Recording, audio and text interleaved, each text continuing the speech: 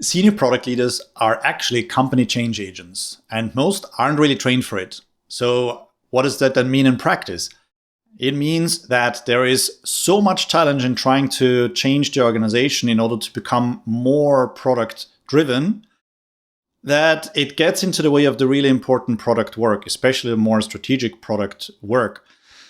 But what surprised me when I recently interviewed a group of wonderful senior product leaders was that pretty much all of them really thrive in that challenge. But they don't want for the challenge to go away completely. They just want for the challenge to go to a manageable amount so that they can have just a bit more time getting back into the product work. So let me share some principles with you that help you make that a lot easier. First of all, where does all of this come from? It comes from product transformation not actually being a thing, not in the explicit way that digital transformation is a thing or agile transformation is a thing. There is no product transformation, and maybe it will come, maybe it will not come, I don't know. But if you think about it, product leaders, especially senior product leaders in organizations, they are changing the way that the organization is working, especially for those companies where product thinking and product management, modern day product development is only becoming a thing. So the work that senior product leaders need to do will result in a change to the organization so that it become more product driven. So once we've worked through this period where product transformation, as implicit as it might be, is done, the next one would be product design transformation, right? Once we get product development going, then usually we need to help the organization become more product design driven as well and really help it appreciate how important user experience is in the product experience. But I digress. So why is this a problem, right? If you think about it, this organizational change that is happening, the challenge for most senior product leaders right now seems to be at a level where it's getting beyond frustrating. And that usually results in one thing, which is if there's not enough progress happening over a sustained period of time and it outweighs the enjoyment that senior product leaders get out of the work that they do, then there is one outcome that is inevitable, and that might mean leaving the organization for one that is more morphable, more open to improving, more open to embracing product, becoming product driven. I see a parallel here from a book that I read, which is called The Idealist's Survival Guide. It's about people working in humanitarian campaigns and humanitarian organizations, where I might think, wow, that's really great work, you know? I mean, that must be super fulfilling and really high with purpose. So the job satisfaction must be quite high too. And yeah, of course, to some degree it is. However, the number one reason of people leaving such organizations really surprised me.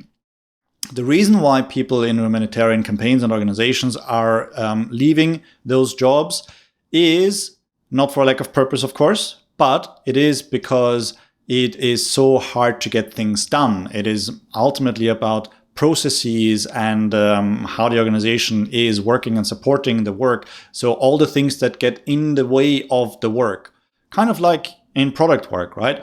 Helping the organization change and become more product driven is so consuming because there is so much education and so much support and so much aligning that needs to happen in order for the organization to become more product driven, that it actually gets in the way of some of the product workers, at least on the senior product leader level. So I don't want for that to be your future. I want to share some principles with you that can help you make that work easier. And I've got 3 prepared for you in this video. And those clients of mine that I get to work with that follow these principles have a much easier time dealing with those challenges, and the challenges become a lot more manageable. And those clients of mine that haven't been using those principles are the ones who are noticeably more frustrated by what they have to put up with, if you will, on an everyday basis. Okay, so the first thing I would like to suggest to you is when you are interacting with a key stakeholder who needs to improve some things in the organization, processes or structure, whatever it might be, in order to enable smoother product work, to identify some shared goals. If two people have no shared goals, but everything is separate, it is very difficult to actually align around something. So always think about what the shared goal might be of doing something and inspiring some sort of change in order to make product work more seamless and help the organization do that better. So that's the first principle.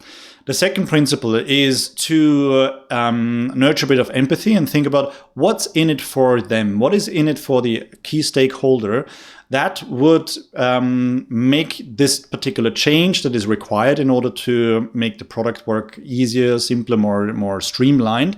What is it that the other stakeholder, what is it that the other person might gain from that? And that would give you a bit more insight into what you can include in the conversation when it comes to inspiring more organizational change that optimizes product work. The third one is something that you probably have done a lot in the past, but may not have considered to incorporate when you are thinking about organizational processes that needs to improve in order to support your organization becoming more product driven. Before we get to that though, just wanted to share very quickly that actually in last month, the video of the month for my members was a case study of a senior product leader who ran a product transformation campaign, an implicit one, at not just one, but two major fintech organizations. And that's one of the benefits that are included in this program. If you're curious to learn more, check out productleadership.eu. That's productleadership, one word, .eu. Now, back to the third principle for organizational development, to make it easier for you to effect organizational change that makes your company more product driven. The third one is to use basic experiment design when you are looking to discuss changes to organizational processes, right, and structures. So to form an example, this might be about shaking up the team structure or responsibilities in the teams in order to empower the product managers or product owners and ensure that the work that they do is actually fully driven by their prioritization, right? So there might be some dynamics that are not supporting that right now.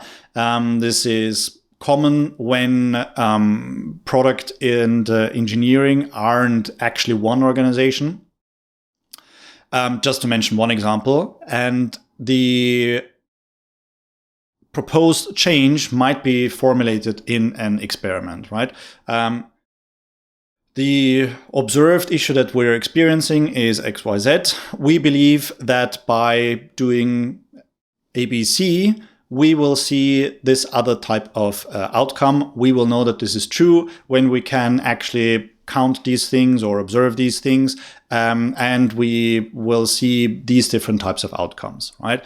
We will give ourselves 1, 2, 3 months, no more usually I would suggest, in order to be able to observe how the change that we're suggesting may or may not bring about this particular change, right? By adopting basic experiment design, the perceived severity, if you will, of the change is usually lessened, right? You see the same thing with trials, pilots, those types of things. It's just psychologically forming a demarcation around a particular change, and that makes it a lot easier. So if you liked what I shared in this particular video, feel free to check out the other ones that should be popping up for you right about here. Thank you very much. Bye.